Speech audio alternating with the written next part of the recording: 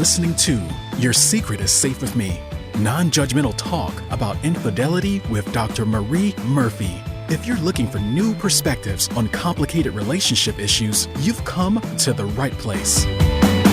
Days go by, they're crawling by. Hi, everyone. I'm Dr. Marie Murphy. This podcast is all about expanding the conversation around infidelity. I'm a relationship coach, and I specialize in helping people who are having affairs make decisions about how to move forward that are truly right for them. On this show, we feature tools and guidance from my coaching practice, as well as advice from other professionals whose work pertains to the sometimes complicated business of romantic relationships. Today, I have the pleasure of talking with Shawn Leamon, host of the Divorce and Your Money podcast. Shawn received his bachelor's degree in economics and philosophy from Dartmouth College and his MBA from the IE Business School in Madrid, Spain. Shawn is a certified divorce financial analyst and provides financial advice for people who are divorcing through his podcast and his work with one-on-one clients. You can learn more about Shawn's services at divorceandyourmoney.com. In his personal life, Shawn loves to push his physical and mental limits as an ultra-endurance athlete. And as an avid traveler, Shawn spends his time between his offices in Dallas, New York City, and Hanover, New Hampshire. He can often be found wandering the globe. And of the more than 20 countries he has visited, Brazil and Monaco are two of his favorites. Before we get to today's episode, I want to let you know that today's show is brought to you by Marie Murphy, PhD Relationship Coaching. That's me. I provide shame-free, blame-free, non-judgmental relationship coaching.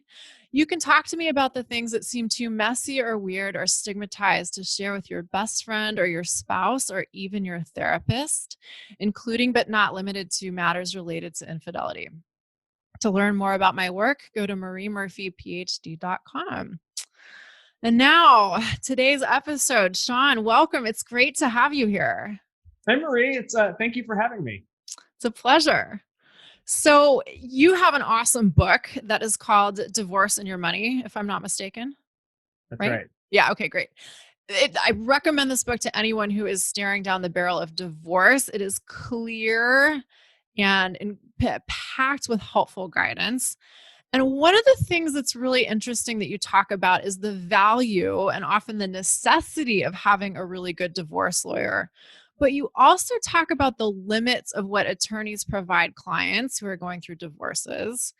I think you quoted an attorney that you know as saying, "We attorneys went to law school so we wouldn't have to do math."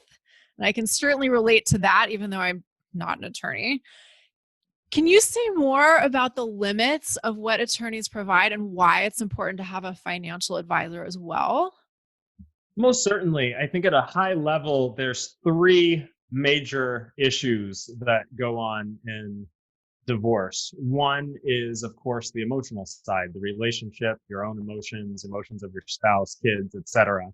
And of course, you should have help with that aspect. The other element is divorce is by nature a legal transaction. I mean, marriage is a piece of paper. Divorce, conversely, is another piece of paper that says that you're divorced. And there are a lot of legalities to how to split up a couple, and all of that entails. And that's where having a good lawyer will help you.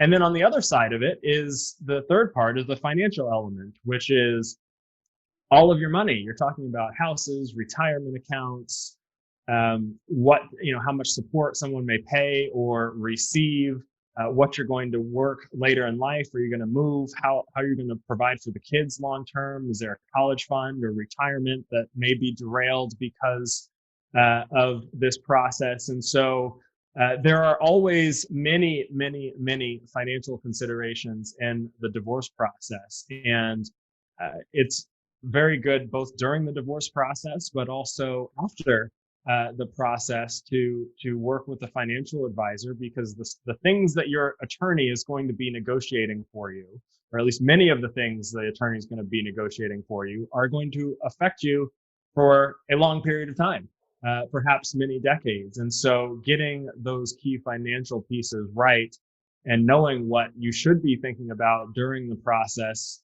is very important, so that you have a good financial future afterwards. Yeah, cool. Now, one of the things that I hear from clients fairly often, which you may hear as well, is their fears around divorce. And often I hear people telling me, well, this isn't the right time for me to get divorced. And when I hear that, it's often because someone is saying that they really just don't want to deal with the discomfort and disruption that will probably inevitably come if they decide to go through with a divorce. And what I always tell people is, look, you have a choice. I mean, you never have to get divorced. Like, even if you're unhappy in your relationship, even if you want to leave your marriage, you still don't have to do anything about that. And I work with people on the emotional side of these kinds of challenges, which is critical. But, often what I find is that folks who are in this position of really resisting the idea of divorce or fearing the idea of divorce, even though they want to leave a marriage, is that they don't really know what all goes into the practical concerns. And so they're intimidated by what they don't know about the practical elements of the process. So one of the things that I found really interesting in your book is that you talk about like why it might be a good time versus a less good time to get divorced. So what are some of the financial reasons why that make a better or worse time to go through a divorce or initiate a divorce, I guess? It's one of the hardest questions and issues to deal with, is when to start this process. I mean, there is a lot that goes into ending a relationship. And you mentioned some people might not know what's there, or be ready to deal with some of the complications and hassle and everything else that is associated with it. And even if you don't know quite whether or not you're ready, or at least you're in the throes of things, one of the things that's very common with me and with an attorney as well is doing your research and starting to figure out, all right, well, here's how this process may look. Here are some of the big questions I may be thinking about, and starting to get some preliminary answers. I'll give a financial version of that, and which also gets to my broader question, and some of the broader financial things is I always ask someone, what do you want? Let's assume that what do you want your future to look like? I mean, if you're in your 50s, for instance, you're probably going to live another 30 or 40 years. That's a long amount of time. Do you want to stay in the relationship as is? Do you want to make modifications to it?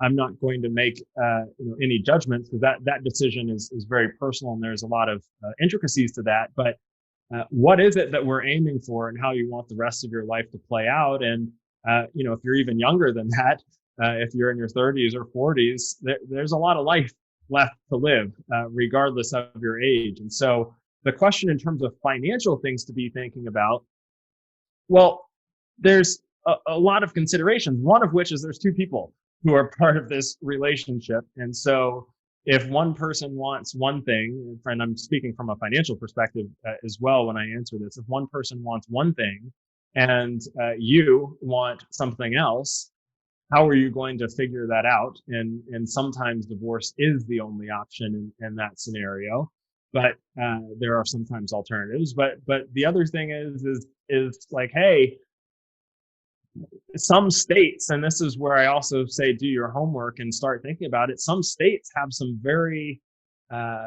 potentially severe, I don't want to call them penalties because that's not quite the right word, but there are milestones in a marriage that can affect how assets are split, how much money gets paid, how long money gets paid, what happens with kids. If we're thinking about, if you have kids who are generally speaking under 18, though that varies depending upon your state, there's a child support consideration versus, kids who are off in college where you don't really have to discuss that as much as part of the divorce process. If you want to move states, I mean, there's so many different things to start thinking about when it comes to that win decision. But you really have to, and I encourage everyone, is just do the homework, because a lot of times if you do a lot of research up front, um, and I talk to people who may not be getting divorced for 5 years, but because maybe they want to stay together and stick around for the kids until the kids are out of the house, but they may be thinking, well, hey, if we get to that 20-year mark in our marriage and we're in a state where that 20-year mark could mean the difference between temporary alimony or spousal support and permanent spousal support, that becomes a really big deal in terms of doing things sooner or delaying things, depending if you're receiving or paying. So there's a lot to think about when it comes to that decision from a variety of angles. Yeah, for sure. What so what do you say to people who come to you who really want to be done with their marriage and done with their spouse, but their circumstances are such that it might not really be an ideal time to go through with the bureaucratic process of divorce? There are options. Yeah. The one of the things that's important is having a clear agreement as to when things are supposed to be split, because one of the important financial considerations is, when do you stop the clock in terms of assets and valuing assets? And what I mean by that is, if you have common examples, let's just say you're contributing $1,000 a month to a retirement account. I'm just going to keep math. I try and keep math very simple, particularly in a verbal conversation. Let's just say you're contributing $1,000 a month to a retirement account and you're married. Well, 500 of that 1,000 is going to probably be your spouse's property when you split. And so if the clock is perpetually ticking, then you're continually contributing assets to that marital pool. Mm-hmm. But if you come up with a separation date or separation agreement, or work out some logistics with your spouse, if it's possible. I mean, it's not always possible to do so without filing.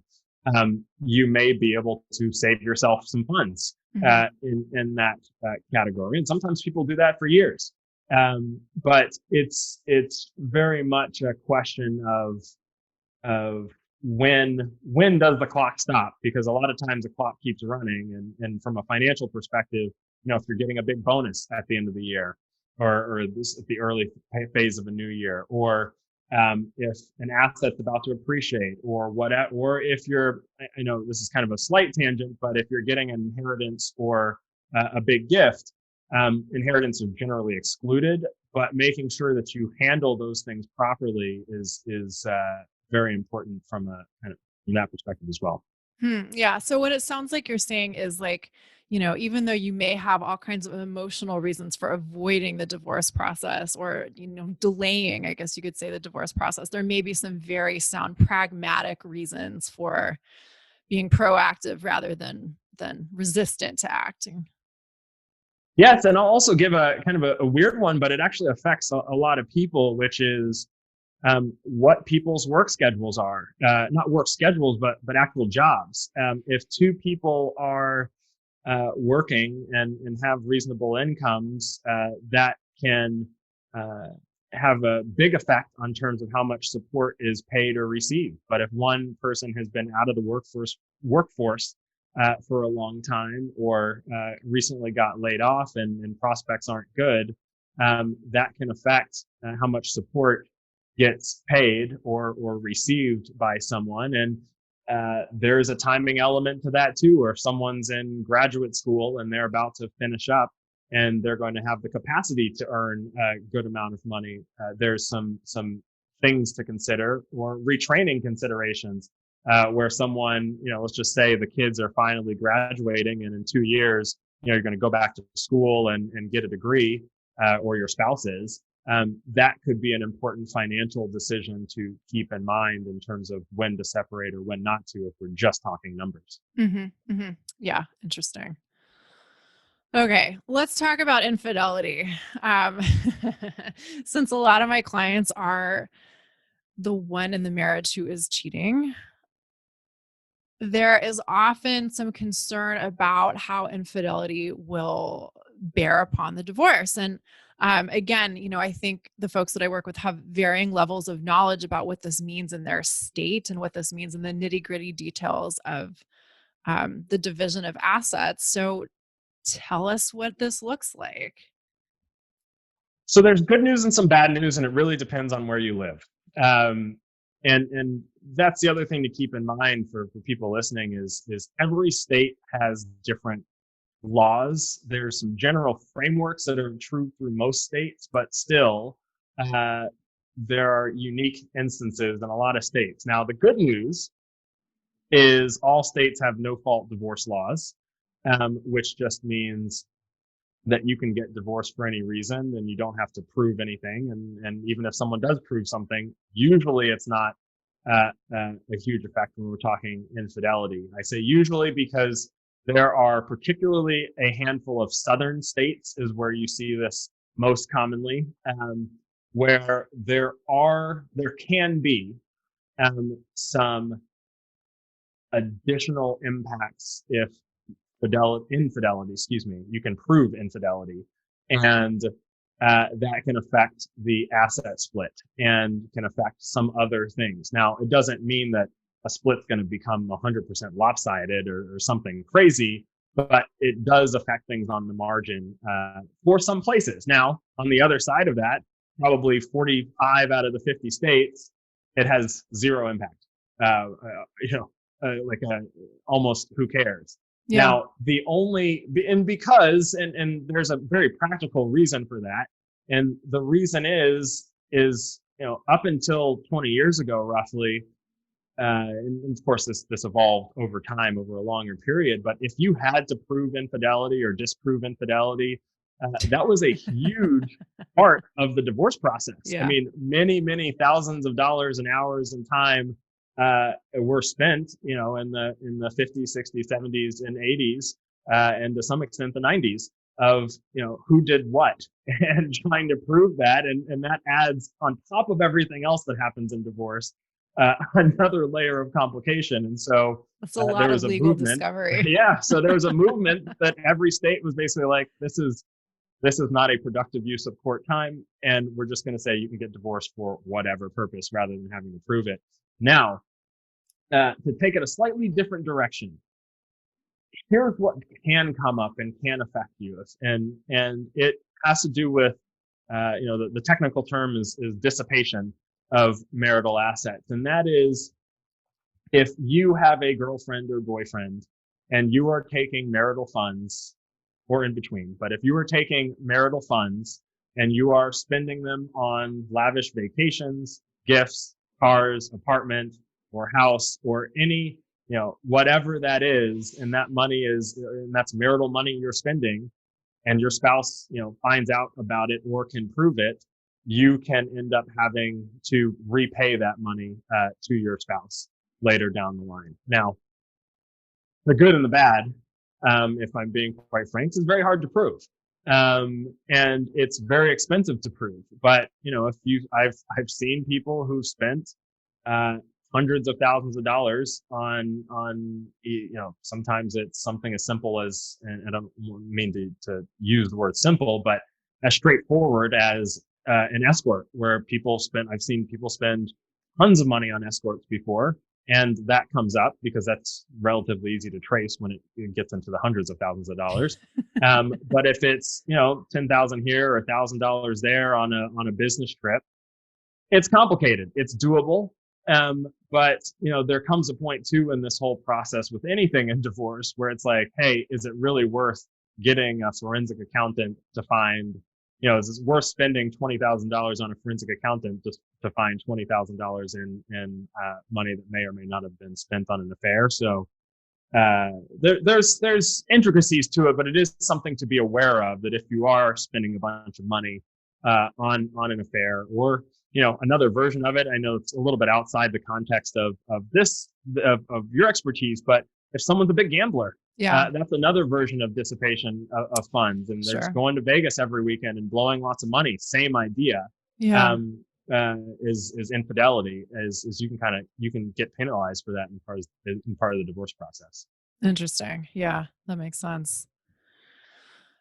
Let's kind of step back from the infidelity thing and talk about the general pragmatic concerns for anybody who thinks they're potentially going to be getting divorced or is definitely about to be getting divorced. Um, where does one start? Let's say you're pretty sure it's happening. Where do you begin? How do you start to get organized? What are the key things that you need to do first? I would there's a few things. The two main things I would do. One is, regardless of how this process goes, get all of your financial documentation together that you have access to. Tax returns, just your home information, your retirement account information, bank accounts, whatever you know of that you have from a financial perspective, get it, because it's going to come up as part of the divorce process. And if you don't necessarily have it, because I work with a ton of people who may not have been involved in the finances, while you're still under the same roof or somewhat under the same roof or have access to things, put as many clues together as you can, because that can be very helpful for you further down the line. The second thing I would do is consult with an attorney, because now an attorney is going to ask for all the financial information, which is why I say gather that first. Yeah. But you're going to want to make sure that, and there's a lot of discussion about attorneys and what the appropriate attorney is and who you should pick for your situation. But you should be very aware at a high level of the legal aspects that are going to apply to you and your situation. It could be child support amounts and duration. It could be how things are going to be split. It could be something as fundamental as, there's actually multiple ways to get divorced in different divorce processes. And so having an attorney guide you through those options, so that you can start thinking about them, will be very good. Doesn't mean you necessarily have to hire that attorney day one. You may end up consulting with multiple attorneys. But you do need to understand the basics of what you're looking at and going to be dealing with, so you can prepare yourself for what's to come. Because it's going to be for most people, a long, a difficult, a challenging process. And the other thing to be considering about all of that is, like to say, divorce is going to be over one day, and you're going to be living alone or separately or in a new form. And so if I would add a third thing to that, it would be to start formulating what that life looks like in a post-divorce world, so you can make the right decisions now to set yourself up for the future. Yeah, I think that's so important. And what is it they say? Like, begin with the end in mind. Have a vision of the future that you want to experience, even if it probably isn't going to be your reality tomorrow or next week or next month. Start to cultivate the vision of what you want your life to be like going forward. I think that's so important. Let's And talk. just one little Yeah. small actually addition to that, sorry to cut you off, No, is please. I think, that is one of the most important things is I'd say, I talk to people every day across the country about divorce issues. The question I ask pretty much 100% of the time is, what do you want? Like, what do you want your life to look like? Yeah. I can't, I can provide some commentary here and there, but ultimately you're going to be living your life. And we just want to make sure that all parties, be it therapist or emotional, legal, and financial, that we mentioned before, are guiding you in the right direction given what you want. Yeah, totally. And I don't know if you encounter this with your clients, but something that I see fairly often is people have a pretty good idea of what they don't want. They're pretty well aware of what isn't working for them. But the vision of what they might want instead is often pretty underdeveloped. And I see all kinds of reasons for this. Like people have like lived for decades believing that they have to do things in a certain way, or that it's not really okay for them to pursue their own desires, or that it's selfish for them to want things other than what their, partner or soon to be ex-spouse thinks they should want, etc. Do you see that too? Unquestionably. Yeah. And deciding what you want is not an easy, I mean, that's not an easy thing, and that's beyond my expertise. But what I do tell people, and I have this conversation multiple times a day, every day, is I say, give me your top three things you want, and give me your bottom three. What are the three things you don't want? Yeah. And let's just start with that, and we can figure out the rest later. But that's because I'm just very quantitative, and I can't help you through all of figuring that out. But give me three things that we can work towards and three things we should try and avoid, and we'll go from there. Yeah, I love it. That's a nice concrete starting place. I, of course, am very qualitative. And one of the things that I do with clients is help figure out what they actually want. Like, what would you choose? What would it be like if it were possible for you to believe that it's okay for you to want things and that you can want whatever you want? And that's like part of the joy in the work that I do. But quite frankly, like for a lot of people, that's hard. And that is where more of the work ends up being than actually the nuts and bolts of like getting through a process like divorce, where there are like specific things that you have to take care of. And it's great. I mean, in a sense, it's challenging to change your conceptions of what's possible for you and what's possible in your life. Getting beyond our self-imposed limits can be quite a task, but it's so worth it. And I mean, I'm sure you see this too. I'm sure you see people like coming out the other end of the divorce process and surviving and thriving in ways they never could have imagined. Everyone is going to come out of the other end of the divorce process, and which is great. Like that's one of the most encouraging things. Is I always joke, but I'm dead serious with people. Is like the day we never speak again is a great day because because you're done with your divorce process and you get to live the rest of your life. Yeah. But also because of that is you are going to be forced to deal with the nuts and the bolts, and you have to. I mean, you just have to deal with them. There's an element of not facing reality, or at least not wanting to, because it's very, very difficult. I'm not saying it's easy. And it may take a lot of time to wrap your head around what's going on, sometimes years. But at a certain point, divorce papers are going to be signed. You're going to be living your independent life. You're going to have to deal with them. So, do it sooner over later is just the way that I always put that. Yeah. Yeah. I love that you emphasize like, at some point or another, you just have to accept that this is reality, however unexpected or painful or inconvenient it may seem. Yeah. All right. Let's talk about what you mentioned a little while back about the actual options for the divorce process. What are your options? How are the ways that you can go through this? What are the different ways that you can approach this? Yeah, there's a lot of different options in the divorce process, but what it really comes down to, and I'll give you a few examples, but what it really comes down to is how much you and your spouse are willing to work together without uh, added conflict, right? There's no question that you're getting divorced for a reason. I understand that. Everyone understands that. The real question is, are you civil or and reasonable given that situation, or are you going to make this an all-out fight? And to the extent possible, I strongly encourage people to be civil. It's not always possible. There are plenty of very difficult situations.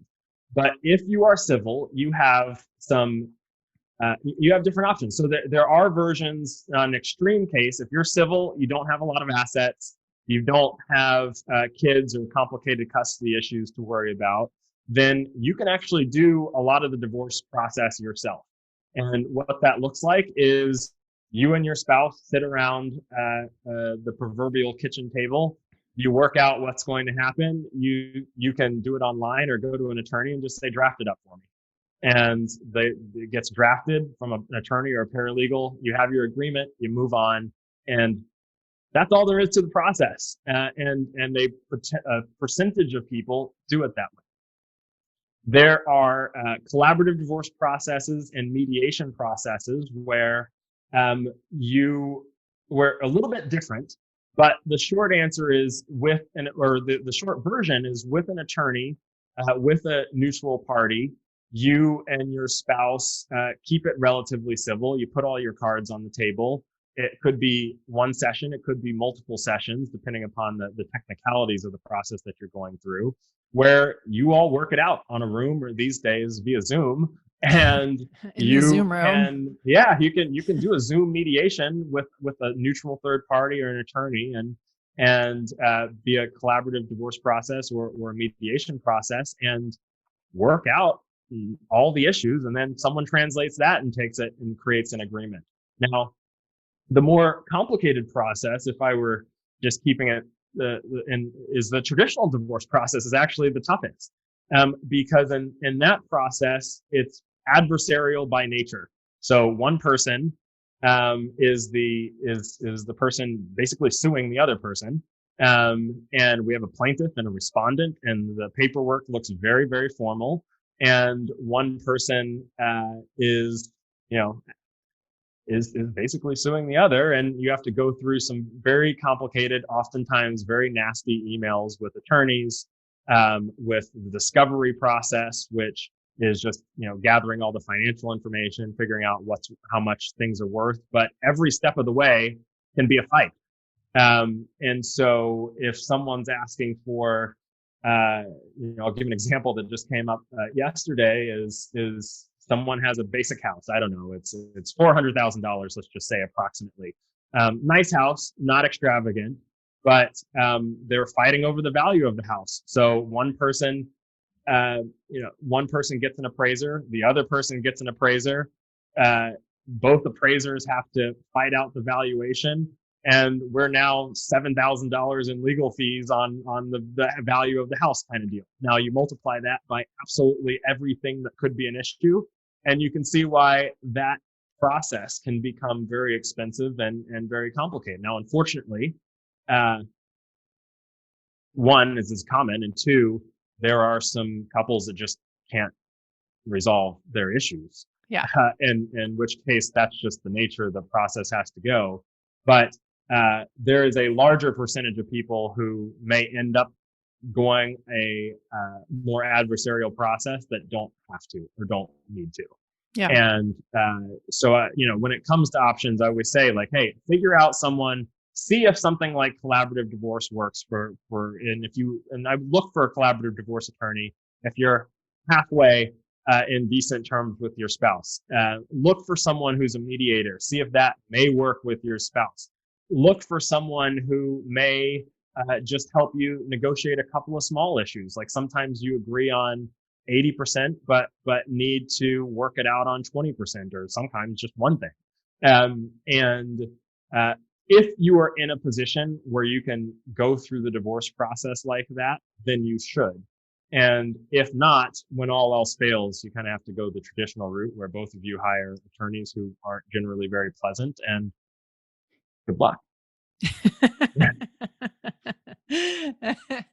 Yeah. In the book, you talk about going to court and why it's so important to avoid it if at all possible. What are some of the reasons why you might have to go to court, and what should you keep in mind if you do?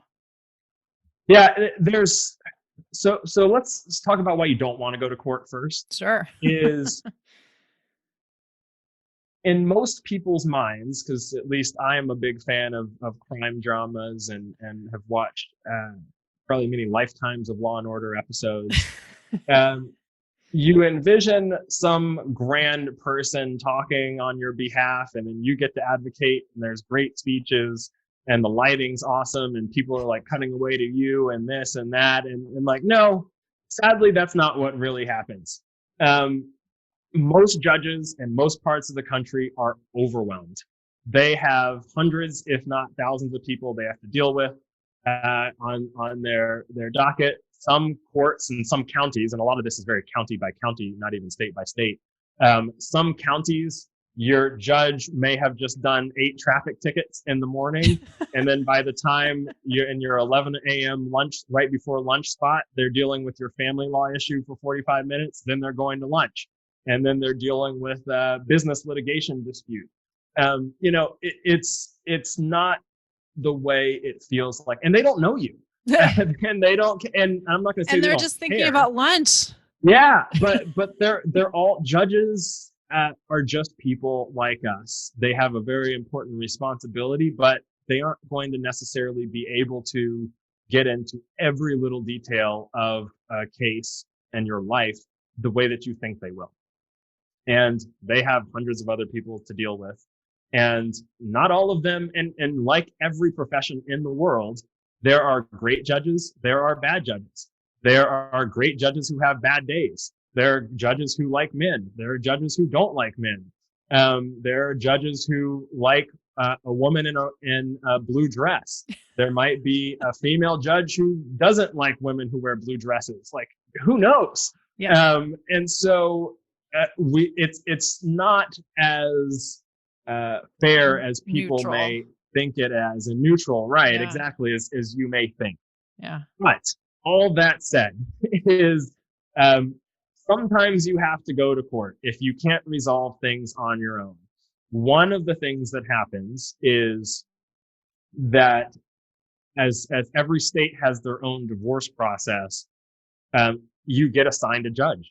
And a judge may ask, and it depends on your local divorce process, which is another reason to make sure you work with a good attorney. But part of the divorce process is let's have a preliminary hearing or preliminary meeting on one of these 2 things or 3 things or whatever, where the judge might say, so you might show up with your attorney and you present the issues, and the judge will say, okay, well, we're going to set a trial for 4 months from now, but you're expected to have mediation in advance or blah, blah, blah, blah, blah. And we'll set some conditions to get there. And he or she will say, well, I hope you don't actually show up in 4 months. You should get this resolved beforehand, but we have this court date as a backstop.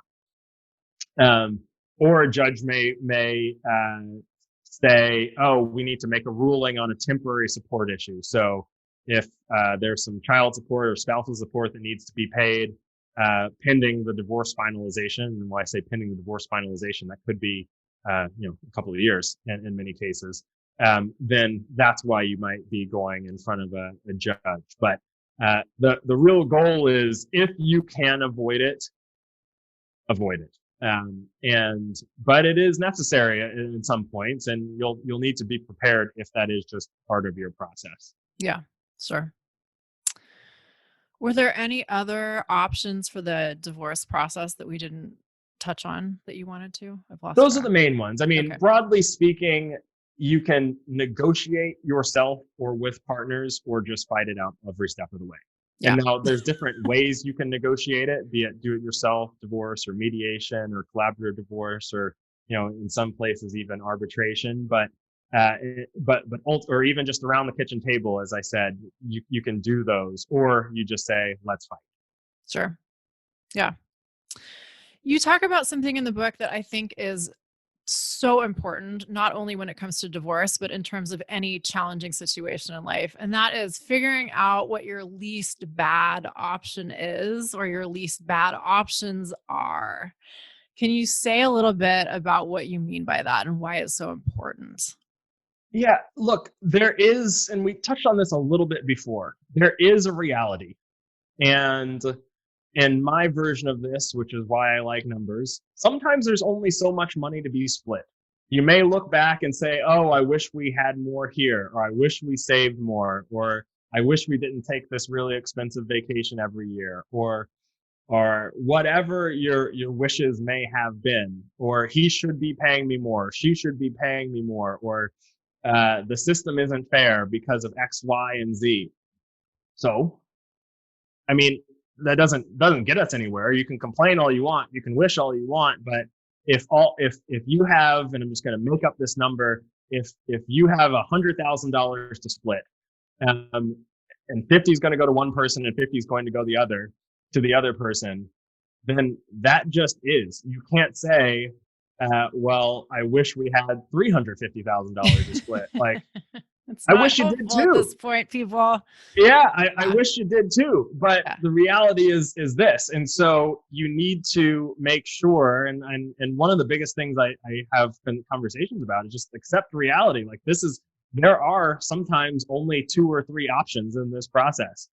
They might not be great options. They may not feel fair to you. They may not feel good to you, but if these are the only options and this is how things are going to play themselves out, you're going to have to just make the best one given the circumstances. Yeah, for sure. This is something that I talk with people about all the time, whether it's related to relationships or job stuff or other life stuff.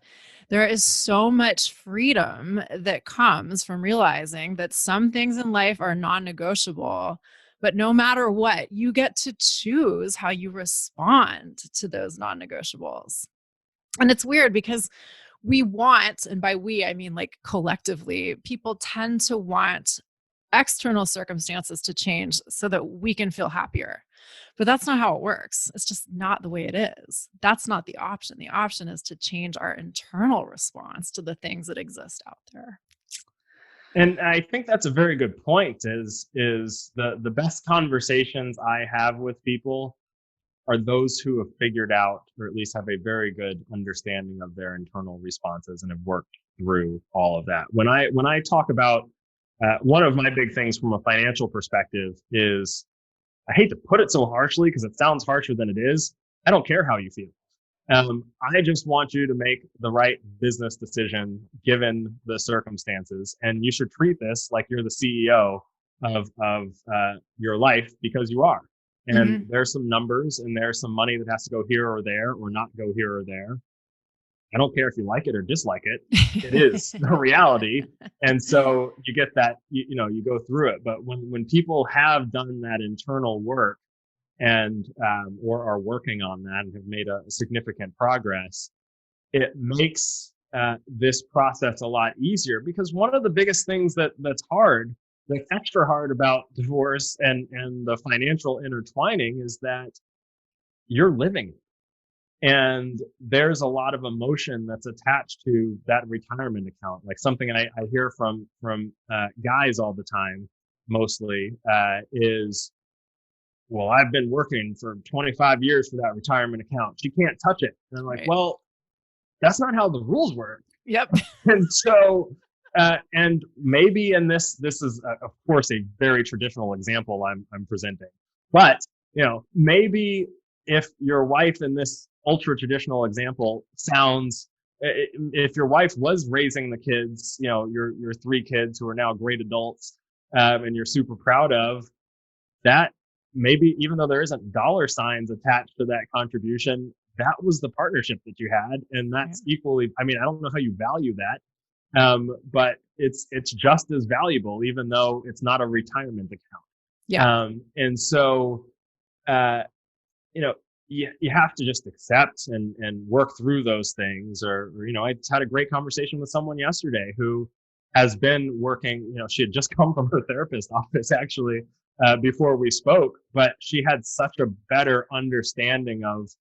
I mean, she was laughing at how absurd some of the things that were going on were, and of course, it doesn't make it easy, but she had a much better approach because she's been working on that internal stuff every day and every week.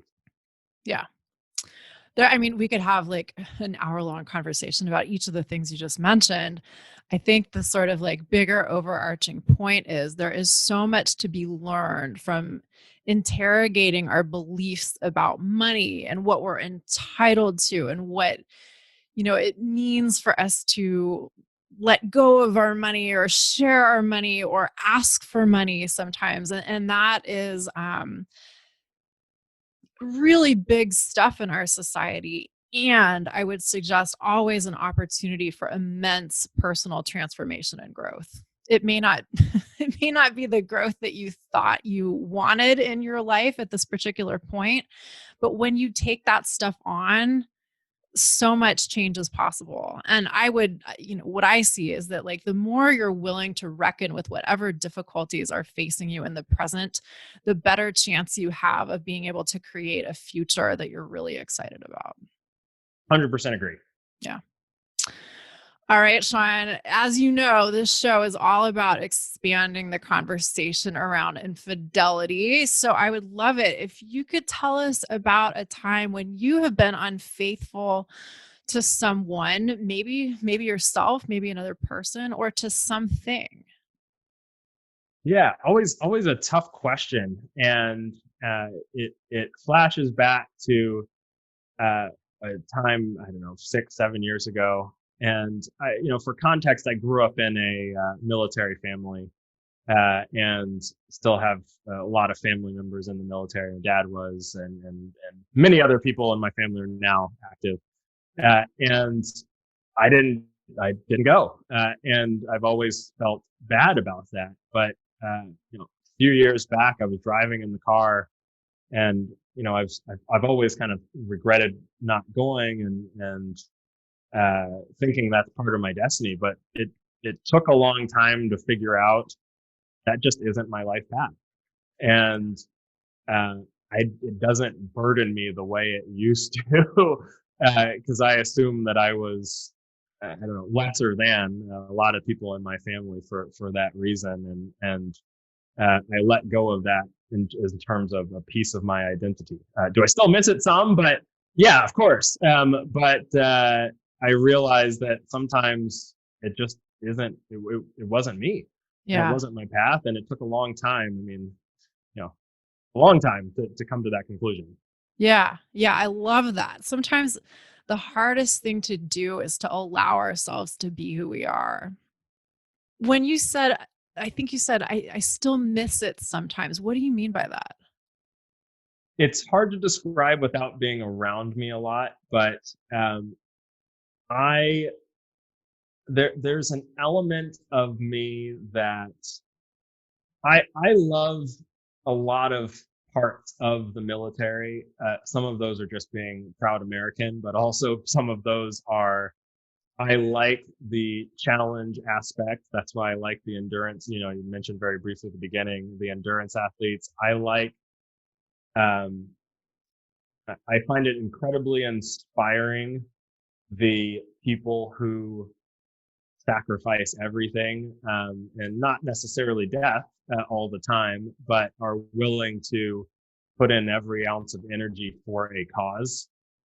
Or that cause could be the person next to them. That cause could be the country. That cause could be their family.